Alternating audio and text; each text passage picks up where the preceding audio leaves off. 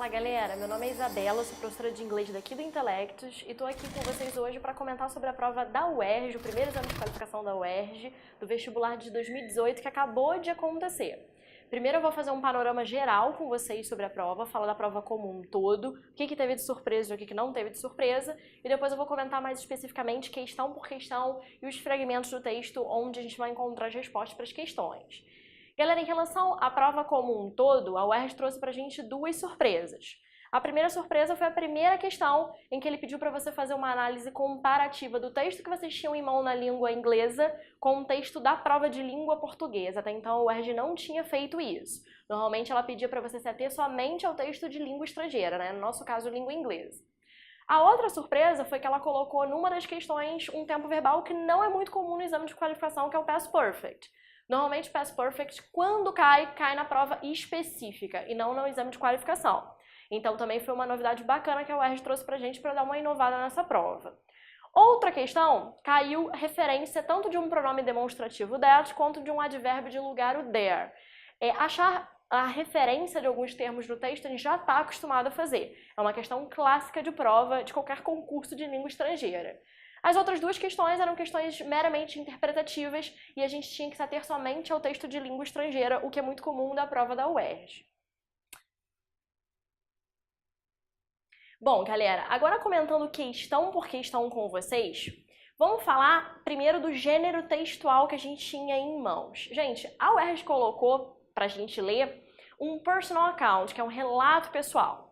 Lembra que a gente viu na aula de gêneros textuais, relato pessoal, ele é um gênero dentro do tipo narrativo, então a gente vai contar com todos aqueles elementos de narrativa, personagens, uma contação de história, um narrador, os eventos acontecendo numa ordem cronológica, elementos de uma narrativa comum.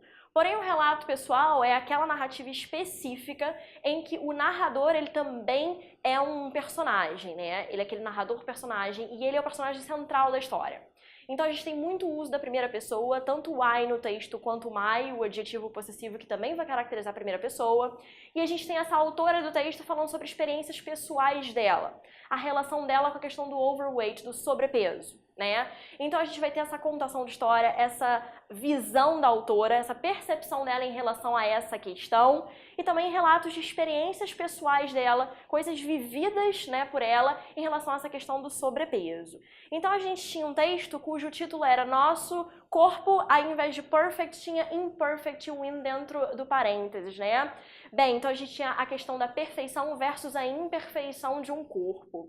No primeiro parágrafo, gente, a narradora já diz que você poderia ter uma ideia errada dela, porque normalmente ela escreve coisas positivas acerca da aparência corporal, então você achar que ela só vai falar coisas positivas e que ela é uma pessoa well over, né, bem resolvida com a questão do overweight, do sobrepeso. Porém, ela vai dizer que esse é um assunto que era uma obsessão para ela no passado, que ela sempre teve que lidar com essa questão do sobrepeso. Ela vai contar, inclusive, que olhando fotos de viagens dela no passado, ela percebe que ela sabe que número de roupa ela estava usando em cada foto daquela ali. Então ela diz que ainda são marcas do passado que linger, né? Que ainda permanecem hoje no presente dela, coisas que ainda ficaram, que ela ainda tem que lidar com. Um pouquinho mais adiante no texto, ela se chama uma recovering weightaholic, né? A gente tem workaholic, pessoa viciada em trabalho, a gente tem shopaholic, pessoa viciada em compra. Ela aí seria uma weightaholic porque ela é uma pessoa que está em constante recuperação acerca dessa questão do sobrepeso. Então ela tem que lidar ainda com essas issues, né? Com essas questões. Bem, ela classifica o estado dela como um estado de despair, um desespero por não conseguir controlar o próprio corpo, né? Com essa frustração em relação à própria aparência física. Ela também diz que algumas mulheres passam a vida inteira vivendo com essa questão da percepção, vivendo em função da percepção de suas aparências físicas, né? Ela diz que ela já fez isso também uma vez na vida. Ela também conta que ela vai com um amigo dela assistir uma exposição do período da Renascença e ela vê várias mulheres sendo retratadas nas obras de arte, mulheres de diferentes formatos, diferentes curvas, né? Mulheres de diferentes tipos em geral. E ela percebe que até aquelas mulheres mais gordinhas, né, que lidavam com a questão do sobrepeso, ela conseguiu ver através de uma nova perspectiva. Ela conseguiu ver através de uma light, né, de uma luz diferente. Então ela percebeu, através das pinturas, que ali também havia beleza, numa questão que ela achava que não havia beleza nenhuma. Então, galera, ela vai falar que o estereótipo, tudo que nos é ensinado é que o nosso self-worth, né, a nossa autoestima, a nossa autovalorização depende de como a gente aparenta, né, da nossa aparência física somente. Mas ela diz que essas duas coisas não deveriam estar associadas. Ela diz que a nossa aparência deveria partir muito mais, na verdade, nossa aparência não, né, o nosso bem-estar deveria partir muito mais de como a gente se sente, do nosso caráter, da admiração que a gente tem por nós mesmas, né, e não em si pela aparência física. Então, galera, olha só, a primeira questão é aquela questão que veio surpresa, pedindo para relacionar esse texto, as ideias contidas nesse texto, com o texto anterior da prova de língua portuguesa. O texto anterior, galera, o título era assim, ó, O Poder Criativo da Imperfeição. Esse texto, o autor dizia que o ser humano ele procura por teorias que nos forneçam verdades absolutas, coisas fixas, né? A gente procura o tempo todo pela simetria, tem que ter tudo uma verdade por trás, a gente procura muito pelo racionalismo, mas ele vai falar que as teorias, elas são extremamente adaptáveis, elas sofrem ajustes, elas modificam com o tempo, e que não existe verdade absoluta e nem simetria em tudo. Vai dizer que as coisas são imperfeitas e que existe beleza tanto na perfeição quanto na imperfeição. Então, olha, mais uma vez a gente lidando com fora do estereótipo, tudo que está fora do senso comum, com a ideia de perfeição versus imperfeição. Esse texto da língua portuguesa não necessariamente foca na questão da aparência física, mas fazendo um paralelo, uma análise comparativa com um texto da prova de língua inglesa, a gente percebe que também está lidando com a questão do que as pessoas acham que é belo, senso comum, e do que as pessoas não acham que é belo, em geral, mas que ainda assim existe beleza ali, que não dá para julgar só pelo que é perfeito. Então, olha só, a gente vai marcar na primeira questão, ele quer exatamente saber qual é a ideia que está em comum nos dois textos, discutida em ambos os textos. A gente vai marcar a alternativa letra A, nada é perfeito, porque ambos os textos lidam com a imperfeição versus a perfeição, e com a beleza que existe na imperfeição. Não adianta o tempo todo a gente procurar só pela perfeição, só pela simetria, só pela verdade absoluta. Então a gente vai marcar a alternativa letra A como correta nessa primeira questão, que é a questão 26. Bom, galera, a segunda questão da prova, que é a questão 27, ele vai pegar um fragmento do texto, coisa que a UERJ faz normalmente, ela já te dá o fragmento, já te diz em que linha tá, que a autora do texto vai falar assim, eu sabia exatamente qual número eu estava usando em cada foto daquela que eu tirei na minha vida, em cada viagem que eu fiz. Gente, quando ela mostra que ainda hoje ela lembra qual tamanho ela tinha, né, qual número ela estava usando em cada foto que ela tirou nas viagens da vida dela, ela mostra aquela ideia que ela mencionou anteriormente no texto. Era uma obsessão dela no passado, a questão do peso, a questão de emagrecer, ela ainda não superou completamente.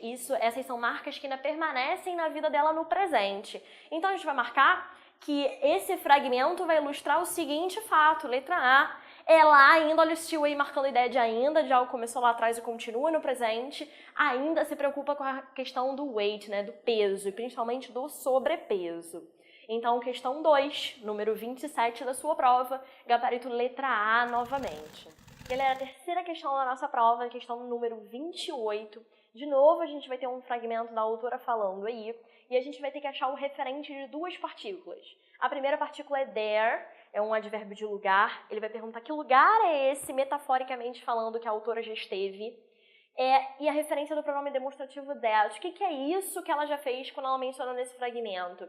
Nesse fragmento, ela vai falar assim, algumas mulheres passam a vida inteira vivendo em função de sua aparência física. Eu já estive lá, já fiz isso. Esse lá, galera, onde ela já esteve, esse lugar metafórico, né, não é um lugar literal em si, qual o lugar? O lugar dessas mulheres, em que essas mulheres estão vivendo o tempo todo em função da aparência física, achando que é o mais importante, que a autoestima vai depender disso. Então, isso que ela já fez, esse lugar onde ela já esteve, é ficar o tempo todo se preocupando com a questão da aparência física e esquecer do resto. Então, o que ela já fez, né? Em qual lugar ela já esteve, a gente vai responder que viveu em função da sua aparência, alternativa letra C. Se preocupar o tempo todo com a sua aparência física. Então, questão 28, gabarito letra C, é a alternativa correta aí pra gente. Galera, a questão 29 foi a questão, mais uma, né, que a gente lidou com um elemento surpresa aí, que foi a UERJ ter colocado o past perfect. Ela tirou um fragmento que eu tinha past perfect. Lembra como é que se monta o past perfect? Representando esse nome past do tempo verbal, a gente vai ter o had, né, que é o verbo have sempre no passado. Representando esse nome perfect, a gente tem um segundo verbo no past participle, né, no particípio passado. Então, o se virou sina aí nesse fragmento. Galera, lembra que o past perfect, comparando aí com a nossa língua nativa, o português, ele é o pretérito mais que perfeito. Ele é o fizera, ele é o fora, né? Então, gente, olha só. Esse tempo verbal vai classificar uma ação que aconteceu antes de outra também no passado. Então, em geral, a gente tem duas ações que ocorreram no passado e uma é mais passado ainda que a outra. Uma aconteceu em ordem cronológica primeiro. Em algumas gramáticas, alguns livros, você encontra o past perfect com o nome de passado do passado, justamente porque ele vai classificar essa ação que aconteceu primeiro no passado, que é mais passado ainda do que uma outra. Então, nesse fragmento em que a autora vai usar o past perfect no texto, ela vai falar que ela foi ao museu com um amigo dela e viu várias obras de arte do período do Renascimento, né? Bem, depois ela vai falar eu vi. Ela vai usar passado. Só que antes dela ir ao museu e ver essas obras de arte, ela já tinha visto antes os mesmos tipos de mulheres retratados ali nas telas, nas ruas. Só que no museu ela viu através de uma nova perspectiva. Ela viu diferente essas mulheres sendo retratadas positivamente, né? Conseguiu captar a beleza que havia naquelas imperfeições daquelas mulheres. Então, galera, se o past perfect vai descrever uma ação que ocorreu num passado, mais passado ainda do que o outro, uma ação que ocorreu antes da outra no passado, a gente vai descrever esse tempo verbal como letra B, marcando uma coisa que aconteceu antes de outra. Exatamente a definição do past perfect. Então, questão 29, gabarito letra B. Galera, nossa última questão, a questão 30 da nossa prova de inglês. O autor da questão quer saber a relação entre self-worth, que é uma palavra mencionada ao longo do texto, que é essa autovalorização, é a autoestima, com aparência física. O que a autora desse texto fala em relação a esses dois elementos? Qual é a interação entre eles?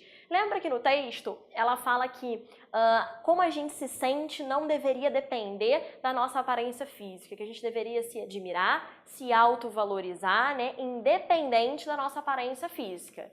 Que, na verdade, essa admiração, essa valorização deveria estar conectada a outros fatores que não fosse como a gente aparenta, né? Bem, então a gente vai marcar a alternativa letra D de dado, que diz que self-esteem, que é outra palavra para autoestima, e aparência não deveriam estar associados, são elementos que não deveriam estar conectados. Gente, muito cuidado com a letra C. Lembra que a UERJ tem sempre duas alternativas que te deixam na dúvida. A letra C, a palavra é self-concern. Gente, self-concern está muito mais ligado a egoísmo, a pessoa que só se preocupa com ela do que autoestima, do que dar valor a si mesmo. Então, a letra C diz que self-concern, né, e charm não deveriam estar ligados. Gente, self-concern é egoísmo, então não é a mesma ideia de autoestima, de autovalorização. E charm também é a capacidade de seduzir alguém. Não estaria ligado à aparência física, e mais a jeito, personalidade da pessoa. Então, não marca a letra C, e o nosso gabarito correto é letra D de dado, que diz que autoestima e aparência não deveriam estar associadas. Bom, galera, é isso. Espero que vocês tenham gostado do vídeo, tenha dado para esclarecer as dúvidas que ficaram em relação à prova da UERJ. Para você que tirou A, meus parabéns, você foi muito, muito, muito bem. Para você que tirou B, também parabéns, você também foi muito bem. Galera que tirou C e D, não se preocupem, ainda tem mais um exame. Agora é hora realmente de olhar para as questões, olhar para o que errou, assistir os vídeos cuidadosamente, prestar atenção no que o professor está falando, tentar entender quais foram os seus erros e trabalhar em cima deles, estudar mais sobre essas questões para a próxima prova. Ainda tem uma segunda chance, que é o segundo exame de qualificação, então dá para recuperar tranquilamente essa nota aí. A gente se vê em outros vídeos. Tchau, tchau!